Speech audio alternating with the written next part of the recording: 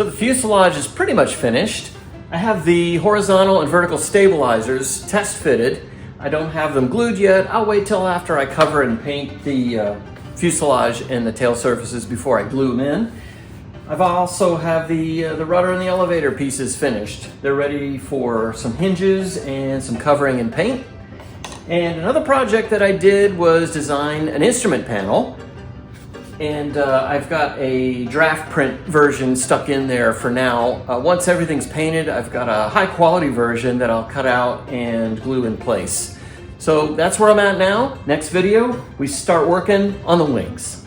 If you enjoy watching me build the Cub, be sure to click the like and subscribe buttons. Until next time, fly safe.